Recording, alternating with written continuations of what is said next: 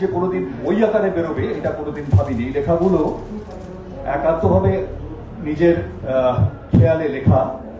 তো আজকে তো এই রাজ্যে সবকিছু অনুপ্রেরণায় ঘটে। তো আমারও অনুপ্রেরণা হচ্ছে আমার পরিবার, স্ত্রী এবং আমার পুত্র এবং আমার খুব কাছের কিছু মানুষজন, যারা ক্রমাগত বলে গেছেন যে লেখাগুলোকে একত্রিত করে পাবলিশ করা হোক, এবং না হলে হারিয়ে যাবে, না হলে ফেসবুক থেকে চুরি হয়ে যায় লেখা। এমত অবস্থায় প্রথম কৃতজ্ঞতা যাকে জানাতে হয় তিনি হচ্ছেন ডক্টর কৌশিক লাহিড়ী। আমি একসময় জিজ্ঞেস করি যে পাবলিশার হিসেবে কার সাথে যোগাযোগ করব। কৌশিকদা পেজেসের কথা বলেন এবং আমি ধন্যবাদ জানাচ্ছি পেজেসের পক্ষে অঞ্জনা মালিক, শ্রীমতী অঞ্জনা মালিক এবং রুদ্ররাজ মালিককে। অত্যন্ত যত্ন সহকারে বইটি ছেপেছেন এবং সুন্দর প্রচ্ছদ হয়েছে। আর এই বিষয়ে বলতে গেলে ডাক্তারের ডায়েরি শুনলে লোকে মনে করবে হয়তো যে শুধু চিকিৎসা বা রোগ নিয়ে লেখা, তা ঠিক নয়।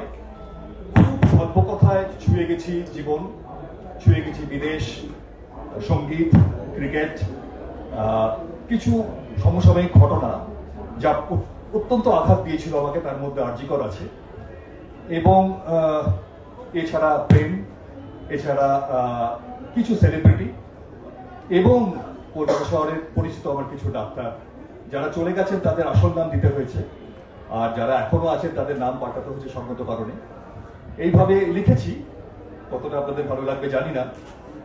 আর যেহেতু এটা স্বল্প কথায় শেষ করছি, এবং আমরা যেহেতু ডাক্তার, এখানে অনেক ডাক্তার বসে আছেন, কেউ প্যাথোলজিস্ট, কেউ অর্থোপেডিক সার্জন, কেউ চর্মরোগ বিশেষজ্ঞ, আমি চোখে।